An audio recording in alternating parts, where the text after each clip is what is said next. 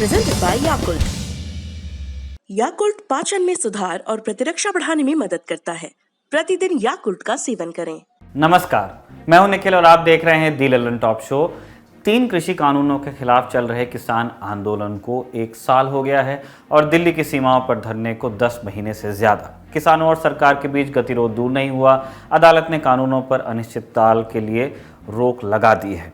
कानूनों और आंदोलन को लेकर सभी अपनी सुविधा और चुनाव के मुताबिक पोजीशन लेकर बैठ गए हैं और किसान का हाल जैसा था वैसा का वैसा ही है। सेब उगाने वाले हिमाचल के बागवान शिकायत कर रहे हैं कि एक बड़ी निजी कंपनी ने सेब के दाम पर शिकंजा कस दिया है। बागवानों के पास सेब तो हैं लेकिन वो उनसे मुनाफा नहीं कमा पा रहे क्योंकि दाम ही नहीं मिल रहा, या बागवानों के आरोप पर जाएं तो कोई है जो दाम मिलने नहीं दे रहा। बागवान भी किसान ही हैं, बगीचे लगाने और उन्हें एक माँ की तरह पाल पोस कर बड़ा करने वाले किसान। आज दिन की बड़ी खबर में इसीलिए हम बात करने वाले हैं हिमाचल प्रदेश में सेब की गिरती कीमतों और इससे बागवानों और किसानों को हो रहे नुकसान की। लेकिन पहले देखिए हमारी ग्राउंड रिपोर्ट्स में से एक हिस्सा।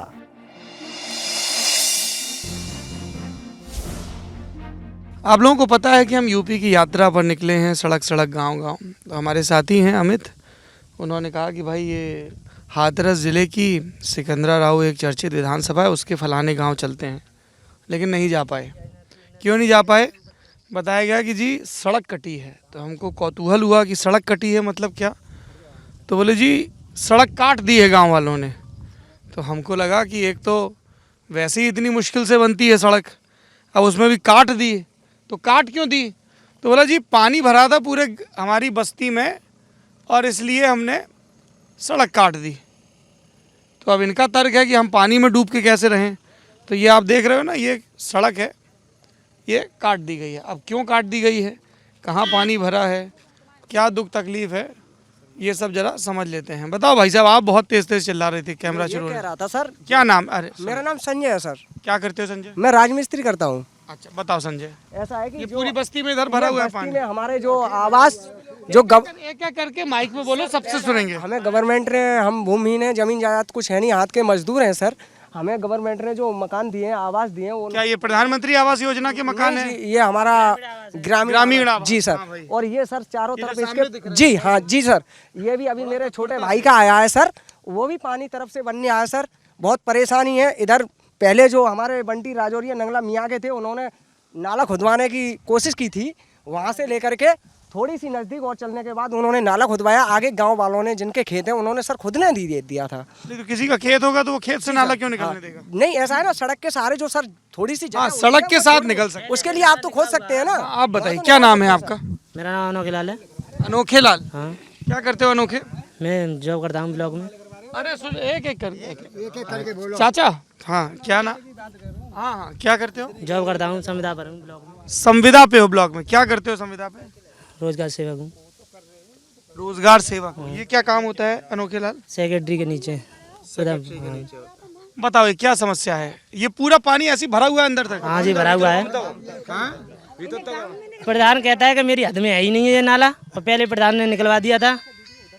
चलेंगे चलेंगे, वहाँ भी चलेंगे। हाँ, क्योंकि पहले प्रधान ने निकलवा दिया था, अब नया प्रधान हुआ है, वो कहता है कि मेरी हद में नहीं है, यहाँ पे जाके कुछ भी करो।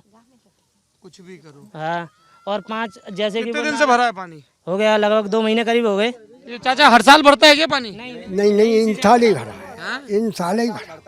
हरता भरता तो है, इतना नहीं भरता था। इस साल ज्यादा भर गया। हाँ तो फिर सड़क काटी हैं? चुनाव के तो सड़क काटनी पड़ी है। सड़क काटनी पड़ी। कितने दिन से रुका हुआ है पानी? जब पानी है कौन से 2 महीने करे हैं? वो अम्मा कुछ और चाची हैं? दीदी क्या कह रही है? इधर इस पे माइक पे बोलो। क्या क्या नाम है आपका? मेरा नाम अनीता है। अनीता जी, हाँ क्या कह रही है? कितने दिन से पानी भरा है? 2-3 महीना है गए पानी भरे। मेरे गैया तो पानी बंद रही है बेऊ, और गाय भी पानी में बंद रही है। हाँ, बच्चा में नैना से बच्चा उलीचता है पानी के ताजे। पानी के लिए कितनी समस्या ना लेकर के ताजे, बस पानी समस्या ऐसी है कि पानी लेकर जाओ रहा है। हमारे देश के देहात में विकास कुछ कुछ इसी तरह होता है। पहले सड़क नहीं होती, फिर सड़क बनती है तो पानी की निकासी के बारे में सोचा नहीं जाता। जब बाढ़ का पानी चढ़ने लगता है तो प्रधान कह देता है कि इलाका हद में नहीं है और लोगों की जिंदगियां घुटने भर पानी में डूबी रह जाती हैं। तब सड़क काटनी पड़ती है।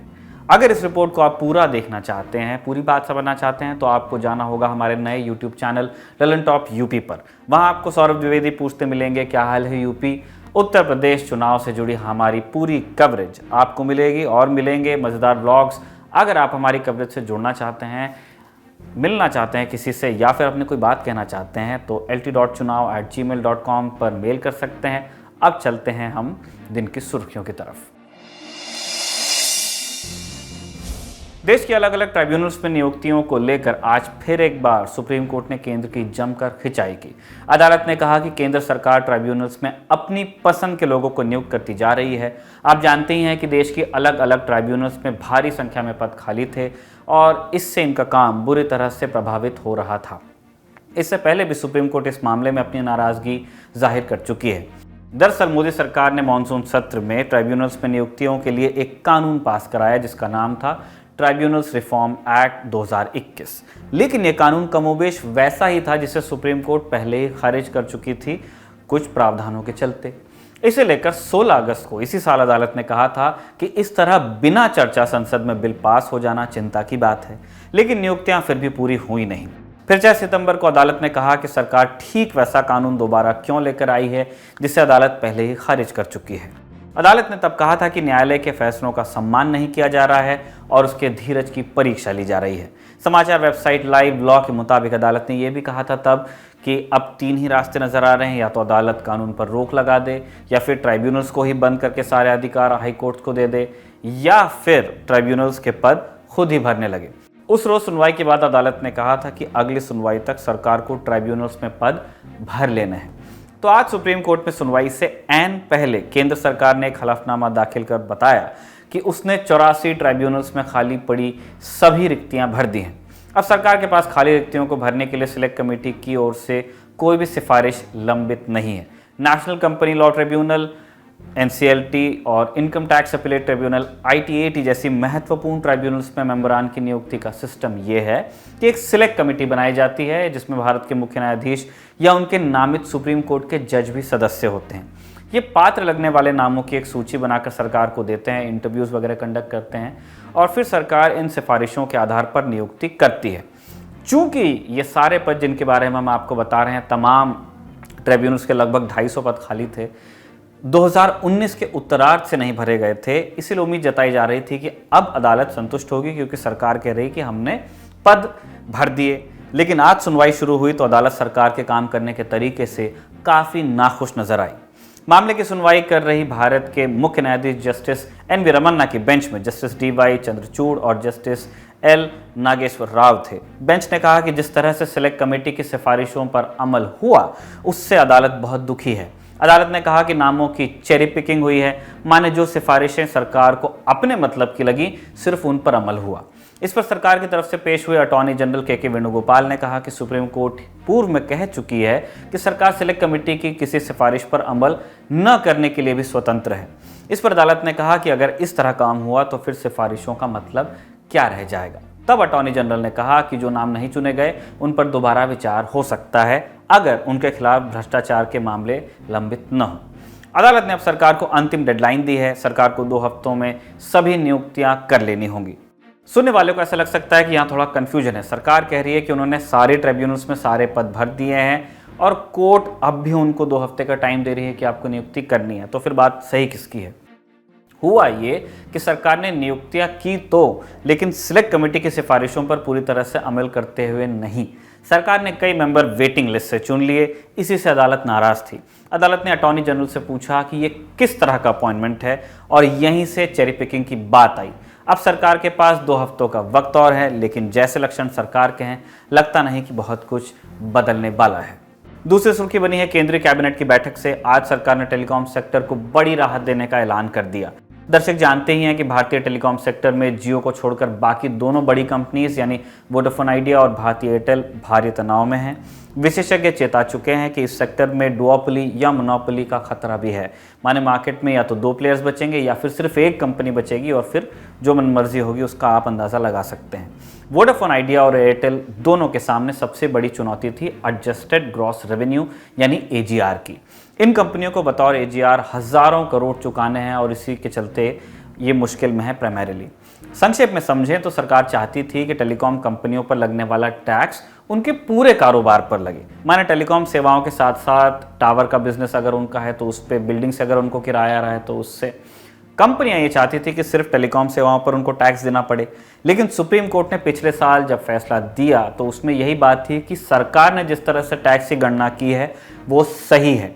कंपनियों को बकाया चुकाना पड़ेगा जिस तरह से सरकार ने कंप्यूट किया है उसे, लेकिन कंपनियों को उसे चुकाने के लिए 10 साल का वक्त दे दिया गया। इससे भी कंपनियों को जो राहत चाहिए थी वो मिली नहीं, क्योंकि मार्केट में काफ़ी स्ट्रेस है। इसीलिए टेलीकॉम सेक्टर के लिए एक राहत पैकेज की मांग बड़े लंबे समय से हो रही थी। आज सरकार ने इसी दिशा में फैसला ले लिया है। अब कंपनियों को स्पेक्ट्रम फीस चुकाने से 4 साल के लिए राहत दे दी गई है। 4 साल का मोरेटोरियम है, 4 साल तक पैसा नहीं देना है, उसके बाद वो ये पैसा चुकाएंगे। सूचना प्रौद्योगिकी मंत्री अश्विनी वैष्णव ने यह भी कहा कि सरकार एजीआर की परिभाषा बदलेगी और नॉन टेलीकॉम रेवेन्यू पर टैक्स नहीं लिया जाएगा आने वाले समय में। सादी भाषा में इसका मतलब हुआ, नए नियमों के आने के बाद कंपनियों को सिर्फ अपनी टेलीकॉम सर्विसेज पे ही जो उनको इनकम होगी, जो वो पैसा कमाएंगे उससे, उस पर टैक्स देना होगा। इसके अलावा सरकार ने टेलीकॉम सेक्टर में 100% प्रत्यक्ष विदेशी निवेश यानी कि FDI को भी अनुमति दे दी है। इसके अलावा एक और खबर है जिस पर आपका ध्यान जरूर जाना चाहिए। सरकार ने ऑटो सेक्टर के लिए परफॉर्मेंस लिंक्ड इंसेंटिव माने PLI का बजट कम कर दिया है। पिछले साल इसके लिए 57,042 करोड़ रुपए मंजूर हुए थे, अब इसे घटाकर 25,929 करोड़ कर दिया है। ड्रोन सेक्टर के लिए 120 करोड़ रुपए दिए जाएंगे और इन दोनों सेक्टर्स के लिए जो पैसा फाइनल हुआ है वो 5 सालों में सरकार खर्च करेगी। आखिरी सुर्खी का संबंध है उत्तर प्रदेश में चल रहे viral fever oblique dengue oblique scrub typhus के प्रकोप से। अलग अलग नाम लिए जा रहे हैं बीमारियों को, लेकिन हम ये जानते हैं कि लोग बीमार हो रहे हैं और उनकी मौत भी हो रही है। आप जानते ही हैं कि इससे बड़ी संख्या में बच्चे भी प्रभावित हैं। सरकार ने बड़े बड़े दावे किए कि उसने बीमारी की रोकथाम के लिए पर्याप्त इंतजाम कर लिया है, इलाज के लिए भी इंतजाम कर लिया है, लेकिन सच क्या है ये जाना उत्तर प्रदेश की खबरों पर हमारी खास पेशकश प्रश्न प्रदेश की टीम ने। प्रश्न प्रदेश की टीम के सौरभ त्रिपाठी, गौरव शर्मा पांडे और मिथिलेश आज चूड़ियों के लिए मशहूर फिरोजाबाद गए थे। फिरोजाबाद में अब तक सरकारी अधिकारियों के ही मुताबिक 60 लोगों की मौत हो चुकी है। स्थानीय प्रेस के अगर आप आंकड़ों पर जाएं तो वो 150 के पार लिख रहे हैं। सौरभ और उनकी team government medical college Firozabad पहुंची। वहां उन्होंने देखा कि कई बच्चों के माता पिता इसलिए परेशान हैं कि उनके बच्चे भर्ती ही नहीं किए जा रहे। सौरभ अस्पताल में जाकर के मेडिकल कॉलेज के प्रिंसिपल डॉक्टर संगीता से मिलते हैं। सुनिए सौरभ की प्रिंसिपल साहिबा से क्या बात हुई थी। एक शिकायत मुझे जो बाहर मिली वो ये है कि लोग जब आ रहे हैं, कोई भी बच्चा बीमार यहाँ पर आ रहा है तो उसको पहले तो टेस्ट के लिए भेज दिया जा रहा है सामने, ऐसा नहीं है हाँ, ब्लड टेस्ट के लिए। और जब तक ब्लड की रिपोर्ट नहीं आ जाती आप अंदर पेशेंट को या बच्चे को भर्ती नहीं करती, वो बाहर जो टेंट लगा है वहाँ बैठते हैं बच्चे। ऐसा नहीं है। मुझे अभी कैमरे में बाइट दी है। नहीं बाइट तो देखिए कोई भी कुछ कर सकता है। झूठ बोल रहे हैं लोग। नहीं, पेशेंट झूठ भी नहीं बोलते हैं। देखिए एप्रीहेंशन भी एक नाम की चीज़ होती है। बच्चा आ रहा है, all the sick patients are coming directly to us. हमने एक सामने बड़ा सा OPD का एरिया खोला है इसलिए कि एक सिक पेशेंट के साथ एक नॉर्मल पेशेंट भी आ रहा है, माइल्ड वायरल फीवर का भी आ रहा है।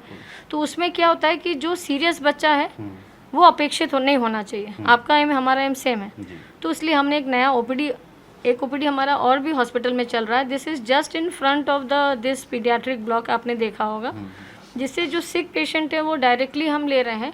जो बाकी आ रहे हैं उनमें वायरल फीवर के हैं, वो सब सामने जा रहे हैं। सभी का जांच इसलिए करा रहे हैं कि पेशेंट एप्रीहेंसिव है। We don't know what they turn out to be, but clinically let the paediatrician decide whom to admit, whom not to admit. It should not be a pressure thing. बिल्कुल pressure वाली बात नहीं, pressure नहीं होना चाहिए ma'am, बिल्कुल pressure नहीं होना चाहिए। Patient should not decide, patient should tell his or her symptoms. Let the doctor decide please। यहाँ 22 डॉक्टर एक शिफ्ट में काम कर रहे हैं। Let the doctor decide कि क्या करना है। देखिए डॉक्टर्स पढ़े हैं, किस लिए पढ़ाई करी उन्होंने 15 साल, जस्ट फॉर द पेशेंट्स। तो लेट देम डिसाइड कि व्हाट इज़, किसको एडमिशन करना है, किसको वेट एंड वॉच करना है, किसको नहीं एडमिट है। We have our criteria, there is a SOP for it. There is a SOP, standard operating protocol है। वो सबका होता है कि कैसे किस मरीज को भर्ती करना है, किसको वेट एंड वॉच करना है, किसको उसकी रिपोर्ट्स के बाद एडमिट करना है। तो we all are following the protocols and it is strictly followed. थोड़ा बहुत रिलैक्स कर देते हैं पेशेंट का कंडीशन देखकर, कभी कभार वो भी डॉक्टर्स रिलैक्स करते हैं patient to patient, but it is followed. अब सब मरीजों का इलाज बहुत अच्छा हो रहा है, पेशेंट्स आर क्वाइट हैप्पी। इस बातचीत के बाद जब सौरभ वापस गए तब उन्होंने देखा कि अस्पताल के बाहर अब भी ऐसे माता पिता हैं जिनके बच्चों को एडमिशन नहीं मिल रहा। उसमें से एक बच्चे के माता पिता बहुत परेशान थे क्योंकि बच्चे की तबीयत बहुत खराब थी। सुनिए उसके माता पिता की पीड़ा। डॉक्टरों की लापरवाही से जहाँ पर सारे लोग मर रहे हैं। बच्चे को लेते हैं जो कहते पहले जांच कराओ, और बच्चे को झटके आ रहे हैं, उसको झटके को नहीं देख रहे, उसको भर्ती भी नहीं कर रहे और उसको भगा रहे हैं। कहा तक कल लाना, और बच्चों भी जो मर गए, इस बच्चे को झटके आ रहे हैं बार बार। मेरे नाती को झटके आ रहे हैं, पहले जांच कराओ तब लेके आए इसको, तब भर्ती करेंगे। विधवा हूँ मैं, नाती को लगा भैया खत्म है, मैंने की मैं बच्चा को भर्ती कर, मैं नाती को भर्ती ना कर, मैं भर्ती इसको कराऊंगा, और भर्ती नहीं कराते हैं तो आज मुंह हड़ताल पे इसी समय अकबर बीच चौराहे पे आकर मुंह हड़ताल बैठेंगे, यहाँ आत्महत्या करेंगे। कल तक मिलेगी तब तक तो रिपोर्ट जब आएगी उसके बाद अंदर यही कह रहे हैं रिपोर्ट कराएंगे इसकी। और बच्चे बार बार मर रहे हैं। मेरे मोहल्ले कम से कम विजयनगर में करीब 20-25 लोग अभी तक मर चुके हैं। ये दो तो हमारे ही घर में चले गए। अंदर प्रिंसिपल मैडम से मिले आप जाके? हम पेशेंट मिलते उसको भगाया है। अब मेरे साथ चलिए, मैं जा रहा हूँ उसको भर्ती। आइए आप आइए मेरे साथ चलिए। वो मुझसे कह रहे थे कि बेड एक्सेस में है। मैडम आप कह रहे थे कि सभी का ब्लड टेस्ट हो रहा है और उसके बाद अगर कोई सीरियस है तो भर्ती कर ले रहे हैं। मुझे बाहर मिले हैं, ये बच्चा है इनका, उनके टेस्ट हो गए, रिपोर्ट आएगी उसके बाद भर्ती करेंगे कह रहे हैं। एक मैडम मुझे मिली 3 दिन से भटक रही, रिपोर्ट नहीं मिल रही उनकी। बच्चों को घर पे रखे हुए हैं, 2 बच्चे हैं उनके, हालत ख़राब है उनकी। Please let the doctor decide it. Please let the doctor decide. तो ये बच्चा भर्ती होने लायक नहीं है। आपका नहीं बेड एक्सेस में है ना, आपने मुझसे कहा कि बात समझिए इस बात को। Let the doctor decide it. We have a counter. उस काउंटर पर डॉक्टर्स बैठे हुए हैं। Let it decide. डॉक्टर तुहिन इस बच्चे को ले जाइए, डॉक्टर को दिखा दीजिए। मैडम मतलब बेड एक्सेस में है और बच्चा हालत ख़राब है, तो आप मैं बात कर रहा हूँ, परेशान मत होइए। हाँ इसको आप शोर मत मचाइए, आराम से बात करिए जी। I am a doctor first, principal afterwards, so please. Ma'am आपने मुझसे कहा बेड एक्सेस में है, आपने कहा कि अगर कोई सीरियस है तो हम रिपोर्ट का इंतजार नहीं कर रहे। Let the doctor decide, please let the doctor decide one for all. Doctor Tuhin आप ले जाएं डॉक्टर साहब के पास। ठीक है, इनको दिखवा लीजिए प्लीज। अगर ये जब प्रिंसिपल साहिबा ने कह दिया कि बच्चे को एडमिशन मिलेगा तो उसके बाद सौरभ बच्चे को और उनके माता पिता को लेकर के उस डॉक्टर तक भी गए जहां पर बच्चे का चेकअप करके उसे भर्ती किया जाना था। वहां डॉक्टर साहब ने क्या कहा उसको भी आपको सुनना चाहिए। जैसे ये बच्चा आया है, इस बच्चे को बुखार के साथ झटके आ रहे हैं, इसमें हम रिपोर्ट डेंगू नहीं करा रहे हैं, अभी पहले भर्ती करेंगे। इसको भर्ती आपने पता है कब किया है? जब मैं इनको अंदर प्रिंसिपल मैडम के पास लेके गया हूँ। नहीं मैं इनको अंदर से करवा के लाया हूँ। उससे पहले ये भटक रहे थे, परेशान थे। इन्होंने ये कहा कि बच्चा भर्ती नहीं हुआ तो ये आत्महत्या कर लेंगे रोड पे। तब मैंने कहा चलिए मैं अंदर बात करता हूँ चल के, तभी आए, तब आपके पास भेजा गया है। नहीं ये परेशान घूम रहे थे। वो ठीक है, मैं असल में कुल मिला के बात सिर्फ यही है कि जो चीज़ कैमरे के सामने आ जाएगी उसको एडमिशन मिल जाएगा। आप देखिए ना, 2 पेशेंट मेरे सामने एडमिट हुए, परेशान थे, धूप में भटक रहे थे, कोई पूछने वाला नहीं था। बाई चांस कि मैं इस समय मौके पर हूँ, मुझे मिल गए, मैं अंदर गया, कैमरा ऑन है, तो भर्ती हो जा रहे हैं। तो ये हाल है उस बीमारी के इलाज का सरकारी अस्पतालों में, जिसमें सरकारी अधिकारियों के हिसाब से ही एक ज़िले में उत्तर प्रदेश के 60 लोगों की मौत अब तक के हो चुकी है। देखते रहिए दिल ललन टॉप। और अगर आप उत्तर प्रदेश पर हमारी कवरेज को फॉलो करना चाहते हैं तो आपको हमारी खास पेशकश प्रश्न प्रदेश को भी देखना चाहिए, जहां पे हम लगातार उत्तर प्रदेश से जुड़ी खबरें आपको बताते हैं और ज़रूरी प्रश्न भी उठाते हैं। ये थी सुर्खियां। अब चलते हैं दिन की बड़ी खबर पर। एप्पल का चाहे फ़ोन हो या फल, ये लग्जरी में गिने जाते हैं। ये वाली लग्जरी सबकी पहुंच में होती भी नहीं। अमूमन सेब का भाव 100 रुपये किलो या इससे भी ज़्यादा होता है, तो देश में बहुत परिवार होंगे जिनके लिए सेब पहुंच से बाहर है। बचपन में हमें ख्याल भी आता था कि जो सेब उगाते हैं उनके तो मज़े हैं, खूब खाते होंगे, खूब कमाते होंगे। लेकिन अब समझ में आता है कि सेब के किसानों की या बागवानों की परेशानियां भी देश के बाकी किसानों की तरह ही हैं। खरीदने वालों के लिए तो सेब महंगा है, लेकिन उगाने वाले कहते हैं कि उन्हें सस्ते में बेचना पड़ रहा है। लागत और मेहनत के हिसाब से मुनाफा नहीं होता है। 2014 में जब नरेंद्र मोदी लोकसभा चुनाव का प्रचार कर रहे थे गुजरात सीएम होते हुए, तो हिमाचल में भी उनकी रैली हुई थी। तब मोदी ने कहा था कि यूपीए सरकार की गलत नीतियों के कारण सेब किसानों को वाजिब दाम नहीं मिलता। किसान ने मेहनत की, एप्पल पैदा किए, देश में एप्पल की जरूरत है, लेकिन आपने ऐसी नीतियां क्या बनाई कि जिसके कारण विदेशों से तो एप्पल आता है, लेकिन मेरे हिमाचल के किसान को पूरे दाम नहीं मिलते हैं, ये आपके नीतियों का परिणाम है कि पहाड़ों में जिंदगी गुजारने वाला मेरा किसान परेशान। ऐसी कई बातें कहकर मोदी ने सेब किसानों के लिए मुनाफे वाली नीतियां लाने का वादा किया। वो वादा कितना पूरा हुआ ये तो किसान भी बता सकते हैं, और किसान क्या कह रहे हैं ये इस वीडियो में आप सुनिए। बागवानों की लूट नहीं चलेगी, नहीं चलेगी, नहीं चलेगी। बागवानों की लूट नहीं चलेगी, नहीं चलेगी, नहीं चलेगी। जिंदाबाद, जिंदाबाद। नहीं चलेगी, नहीं चलेगी, नहीं चलेगी, नहीं चलेगी। होश में आओ, होश में आओ, होश में आओ, होश में आओ। करनी होगी, करनी होगी। हिमाचल प्रदेश के शिमला में 13 सितंबर को कई किसान संगठनों ने प्रदर्शन किया। सरकार के खिलाफ नारेबाजी हुई और किसानों के पोस्टर्स पर नाम अदानी का भी दिखा। किसानों का आरोप ये कि अदानी और अन्य निजी कंपनियां किसानों को लूट रही हैं। किसानों की नाराजगी कई दिनों से चल रही है और मांगे नहीं मानने पर और बड़े प्रदर्शन की चेतावनी सरकार को दी गई है। हम ये समझने की कोशिश करेंगे कि किसानों की शिकायत क्या है और इसमें अदानी का नाम आखिर क्यों लिया जा रहा है। लेकिन पहले हिमाचल में सेब का अर्थशास्त्र समझना ज़रूरी है। हिमाचल प्रदेश में अभी करीब 2.25 लाख किसान परिवार सेब की बागवानी से जुड़े हैं। पिछले 50-60 सालों में ही हिमाचल में सेब की बागवानी का दायरा ज़्यादा बढ़ा। हिमाचल को सेब की देन अंग्रेज़ों की है। माना जाता है कि 1870 के आसपास एक ब्रिटिश सैनिक कैप्टन ए ली ने कुल्लू में सेब उगाने शुरू किए। फिर 1910 के दशक में अमेरिकी ईसाई मिशनरी इवान सैमुअल स्टोक्स ने शिमला के करीब सेबों की बागवानी शुरू की। हालांकि देश की आज़ादी तक हिमाचल के करीब 40 हेक्टेयर पर ही सेब उगाए जाते थे। पुरानी बात है।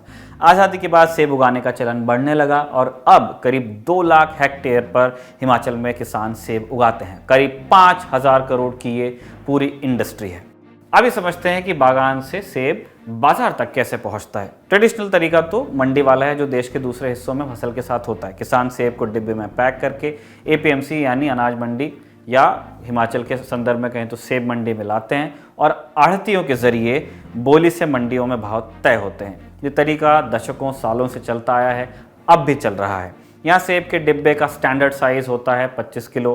क्वालिटी के हिसाब से सेब को A, B और C कैटेगरी में बांट लिया जाता है और क्वालिटी के हिसाब से सेब की कीमतों में काफ़ी उतार चढ़ाव हो सकता है। अगर A क्वालिटी का सेब है 80 रुपये के आसपास प्रति किलो, तो सबसे निम्न क्वालिटी का सेब आपको 15 में भी मिल सकता है। क्वालिटी का फ़र्क तो दाम का फ़र्क। ये कीमतें कैसे तय होती हैं हमने समझा देव भारद्वाज से। ये किसान मंच संगठन के सह संस्थापक हैं और हिमाचल प्रदेश में सेब के कारोबार से जुड़े भी हैं खुद। अभी जैसे आप लोगों ने देखा है कि बहुत मीडिया में या सोसाइटी के लोग, फार्मर जो है, फार्मर ऑर्गेनाइजेशन जो है, वो सभी लोग ये कह रहे हैं कि भी फार्मर को कम प्राइस मिल रहा है, राइट। तो हिंदुस्तान में जो प्राइस मैकेनिज्म है या जो मार्केट है वो कैसे ऑपरेट करती है, राइट। जब हम जुलाई में एप्पल की हार्वेस्टिंग करते हैं, राइट, हिमाचल प्रदेश में, तो उस टाइम पूरे संसार में कहीं से भी फ्रेश एप्पल की हार्वेस्टिंग नहीं होती है। सारा का सारा जो है CA स्टोर का में जो स्टोर एप्पल होता है वही बिकता है। और हिंदुस्तान में स्पेशली जो है साउथ इंडिया में जो है जितने भी लोग हैं उनको फ्रेश जूसी क्रंची एप्पल खाने की जो है आदत है, राइट, और वो उसके लिए बढ़िया प्राइस भी देते हैं। तो जब हम हार्वेस्ट करते हैं जुलाई में, यानी कि first week of July to approximately 15th of August, mandi का जो प्राइस है वो हमेशा ऊपर रहता है, राइट। उसके बाद क्या है कि हिंदुस्तान में जो है, अब अगर आप देखें कि बहुत सारे CA स्टोर्स खुले हुए हैं, बहुत सारी एग्री बिजनेस कंपनी जो है इस बिजनेस में है, जिसमें जो अदानी एग्री फ्रेश जो है वो सबसे बड़ा प्लेयर है एप्पल में। ट्रेडिशनली जो है जितना भी एप्पल जो है वो मंडियों, लोकल मंडी में ही बिकता है। हिमाचल प्रदेश में जैसे नारकंडा में मंडी है, शिमला में मंडी है, पराला में मंडी है और खिगसू में मंडी है, सोलन में है। इन मंडियों में मैक्सिमम बिकता है एप्पल। एग्री बिजनेस कंपनी जैसे अदानी एग्री फ्रेश है, ये पिछले 10-15 साल में आई है और जितने भी जो बड़े फार्मर हैं वो अदानी को कभी माल नहीं देते। जो स्मॉल और मार्जिनल फार्मर्स हैं, अप्रोक्सीमेटली अदानी ने भी पीछे कोट किया था अपनी रिपोर्ट में, 17,000 farmers are giving apples to Adani Agri Fresh. वो इसलिए देते हैं क्योंकि जब मंडी में जो है रेट डाउन हो जाता है 15 अगस्त के बाद और 25 अगस्त के बीच में, 25 अगस्त से जो है जितनी भी ये कंपनीज हैं सोर्सिंग शुरू करती हैं, तो उससे 10 दिन पहले जो है पूरे ऑल ओवर इंडिया में जो है मंडी में प्राइस डाउन हो जाते हैं। और वही टाइम है जब हमारी जो मिडिल हाइट होती है, राइट, वहां से मैक्सिमम हार्वेस्ट होना शुरू होता है। एक तो वो सबसे बड़ा कारण हो गया कि अदानी और जो दूसरी एग्री बिजनेस जो स्टोरेज कोल्ड स्टोर कंपनी है, देवभूमि है, हिम एग्री फ्रेश है, सूर्य एग्रो फ्रेश है, आपका जेसीओ एग्रो फ्रेश है, जब ये सारे लोग सोर्सिंग शुरू करते हैं तो मंडी का रेट जो है डाउन होता है। दूसरा सबसे बड़ा कारण मंडी के जो रेट है वो कम क्यों होते हैं, उसका ये एक कारण, दो कारण और भी हैं। एक तो ये है कि हिमाचल प्रदेश में अभी जो है 90% फार्मर ऐसे जिन्होंने एंटी हेल नेट्स नहीं लगाए हुए हैं। तो हेलिंग ओला जिसको कहते हैं हम हिंदी में, ओला जो है वो हर साल जो है किसी न किसी पॉकेट में जरूर आएगा। और जब ओला जो है आपकी सेब की फसल को हिट करता है, राइट, तो उसमें बाहर ना दाग पड़ जाते हैं और उसका प्राइस जो उसका वैल्यू जो है वो कम हो जाता है। हालांकि न्यूट्रिशन वैल्यू में कोई कमी नहीं होती है, सिर्फ जो है वो सेब दिखने में थोड़ा सा जो है अच्छा नहीं होता है, राइट। एक तो वो कारण हो गया कि मैक्सिमम जब जो है ओला वाला माल जो है मंडी में आएगा तो प्राइस डाउन होगा ही। दूसरा कारण ये है कि जितनी भी ये एग्री बिजनेस कंपनीज है इनको बेस्ट क्वालिटी चाहिए होता है सिर्फ। तो फार्मर, छोटे फार्मर क्या करते हैं कि वो घर पे जो है जब माल को हार्वेस्ट करते हैं एप्पल को, उसको सॉर्ट और ग्रेड करते हैं। तो जो भी बी ग्रेड माल होता है उसको अदानी एग्री फ्रेश में वो नहीं भेजते हैं, तो अदानी के लिए जाता है बेस्ट क्वालिटी माल स्टोरेज के लिए, राइट। तो जो बच जाता है उसको वो पैक करके मंडी में भेज देते हैं। मंडियों में सेब की बिक्री के अलावा सरकारी खरीद भी होती है। हिमाचल प्रदेश मार्केटिंग कॉरपोरेशन यानी HPMC भी किसानों से सेब खरीदती है, लेकिन ज्यादा नहीं। तीसरे बड़े खरीदार होते हैं प्राइवेट प्लेयर्स यानी निजी कंपनियां, जैसे अदानी एग्रो फ्रेश। इनके पास बड़े CA स्टोर होते हैं। अब ये CA स्टोर क्या है? Controlled atmosphere storage. इनमें 1% ऑक्सीजन और 5% कार्बन डाइऑक्साइड की कंसंट्रेशन रखी जाती है। दोनों गैसों को इस अनुपात में रखा जाता है। सामान्य हवा में ऑक्सीजन 21% होती है, तो एक नियंत्रित वातावरण तैयार किया जाता है ताकि सेब बहुत दिनों तक खराब ना हो। कम ऑक्सीजन में रखा जाता है। करीब 9 महीने तक CA स्टोरेज में सेब रखे जा सकते हैं। शिमला के आसपास अदानी एग्रो फ्रेश के 3 CA स्टोर हैं। इनकी क्षमता करीब 5000 मीट्रिक टन है और करीब 17,000 किसानों से ये सेब खरीदते हैं। अडानी के अलावा हिम एग्री फ्रेश, सूर्य एग्री फ्रेश, ICL, आराधना CA स्टोर, ये कुछ बड़ी कंपनीज हैं जिनके हिमाचल में CA स्टोर हैं। हिमाचल प्रदेश के किसानों का आरोप है कि CA स्टोर चलाने वाली बड़ी कंपनियां हिमाचल प्रदेश में सेब की कीमत कंट्रोल करने लगी हैं। 24 अगस्त को अदानी एग्री फ्रेश ने हिमाचल में A ग्रेड के सेब खरीदने की कीमत रखी 72 रुपए। पिछले साल ये कीमत थी 88 रुपए। किसान संगठनों का आरोप है कि अदानी एग्री फ्रेश के ऐलान के बाद बाजार में सेब के भाव गिर गए। बाकी कारोबारियों ने भी भाव घटा दिए। क्यों ऐसा हुआ, समझते हैं किसान नेताओं से। हमारा स्पष्ट आरोप है, जब अदानी ग्रुप ने हिमाचल में या एप्पल की प्रोक्योरमेंट में अदानी ग्रुप ने अपना हाथ डाला, पहले 4-5 साल उन्होंने किसानों को जो नॉर्मल एवरेज जो मार्केट प्राइस था एप्पल का, उससे कुछ अधिक दिया। शुरू में हर आदमी करता है, शुरू में उन्होंने किसानों का विश्वास जीता। किसान भी बड़े खुश हुए कि घर के नजदीक ही CA स्टोर्स में वो अपने सेब को ले जा सकते थे, बेच सकते थे, थोड़े पैसे भी ज्यादा मिलते थे। अब इसको आदत बिगाड़ना कह लीजिए। जब किसानों की आदत बिगड़ गई, उनके रिश्ते जो आड़तियों से थे वो धीरे धीरे कम होने लगे, जब मंडियां कमजोर पड़ने लगी, तब अदानी ग्रुप या जो ऐसे कॉर्पोरेट हाउसेज है उनका असली जो चेहरा है वो किसानों के सामने आने लगा। जब वो अपना ही सेब सीजन शुरू होने पे अपना ही सेब मार्केट में डाल के डिमांड एंड सप्लाई का जो एक नियम है या जो एक एस्टेब्लिश्ड रेशो उन दिनों में होनी चाहिए थी, उसको बिगाड़ के मार्केट्स क्रैश होती थी। और मार्केट को क्रैश होने के बाद फिर ये बड़े जो कॉर्पोरेट हाउसेज हैं वो अपना रेट खोलते थे और वो रेट फिर किसानों को ठगने के बराबर ही था। किसानों को जो उनका लागत मूल्य भी था सेब में वो नहीं मिलता था और ये लगातार कई साल से हो रहा था। लेकिन इसको किसान समझने में इस मॉडल को असफल थे, समझ नहीं पा रहे थे कि ऐसा हमारे साथ क्यों हो रहा है। और हर साल अगस्त के महीने में जब ये मेगा CA स्टोर्स परचेजिंग शुरू करनी होती थी, उन्होंने उसके जस्ट 5 या 10 दिन पहले से ही मार्केट एकदम क्यों गिरती थी। जुलाई एंड में अगस्त के फर्स्ट वीक तक सेब की जिस पेटी की कीमत 3000 से 3500 रुपए है, वो जब सीए स्टोर्स और जिसमें अदानी ग्रुप प्रमुख तौर पे शामिल है, जब उन्होंने खरीदना होता था उससे महज कुछ दिन पहले ही उसी पेटी की कीमत 1500 से 2000 रुपए गिर के 1500 से 2000 उसकी फाइनल सेल प्राइस हो जाती थी।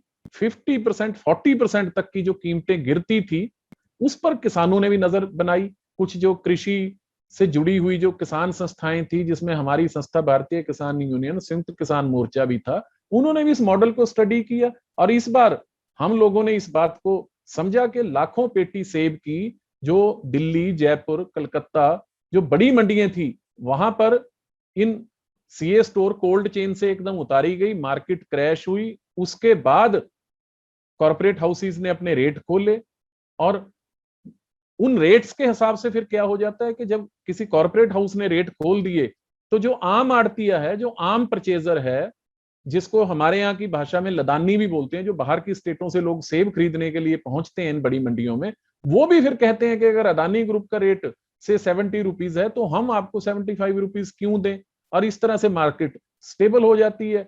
सर, एक पक्ष ये भी कह रहा है कि हिमाचल में जो टोटल खरीद है एप्पल की, उसमें अडानी ग्रुप का परसेंटेज, वो उसकी हिस्सेदारी सिर्फ 3% के आसपास है।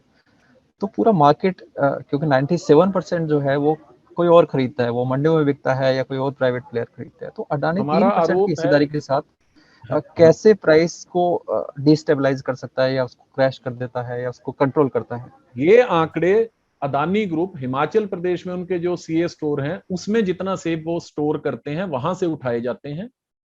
उन सीए स्टोर्स में, उन मेगा सीए स्टोर्स में जरूर हिमाचल का 3% 4% सेब वो स्टोर करते होंगे, लेकिन अदानी ग्रुप या ये जो और भी बिग बास्केट जैसे जो बड़े कॉर्पोरेट हाउसेज हैं, ये रिलायंस फ्रेश भी इसमें है, ये सब जो कॉर्पोरेट हाउसेज हैं, उसके अलावा भी देश की विभिन्न मंडियों से, उसमें हिमाचल की जो खुली मंडियां, एपीएमसी की मंडियां, वहां से भी वो सेब की प्रोक्योरमेंट करते हैं और करते होंगे, जिसका क्वांटम का कोई अंदाजा लगाया नहीं जा सकता। और हमारा तो ये मानना है कि आज की डेट में कम से कम भी 15% जो स्टेक है एप्पल की परचेज में, हिमाचल प्रदेश का जो सेब है उसका 15% जो कम से कम है, अदानी ग्रुप अकेला खरीदता है। किसानों ने जो आरोप लगाए हैं उन पर हमने अडानी एग्री फ्रेश की प्रतिक्रिया भी लेनी चाहिए, लेकिन फिलहाल हमारी क्वेरी का उनकी तरफ से जवाब नहीं आया है। जब आता है तब हम उसे अपनी खबर में शामिल करेंगे, आने वाले शोज़ में आपको बताएंगे भी। लेकिन दूसरे अखबारों में अडानी एग्री की तरफ से प्रतिक्रिया छपी है। उनका कहना है कि वो बाजार के हिसाब से सेब की कीमत तय करते हैं और बाकी खरीदारों के मुकाबले किसानों को ज़्यादा कीमत देते हैं। हालांकि किसान संगठनों का डर ये है कि अगर निजी कंपनियां ही भाव तय करने लगी, आगे उनके लिए मुश्किल हो जाएगी किसानों के लिए। इसीलिए सेब के लिए न्यूनतम समर्थन मूल्य यानी एमएसपी की मांग हो रही है। मांग ये भी है कि जम्मू कश्मीर में जिस तरह से national agricultural cooperative marketing federation of India यानी नाफेड के जरिए सरकारी खरीद होती है, वैसे ही हिमाचल प्रदेश में भी हो।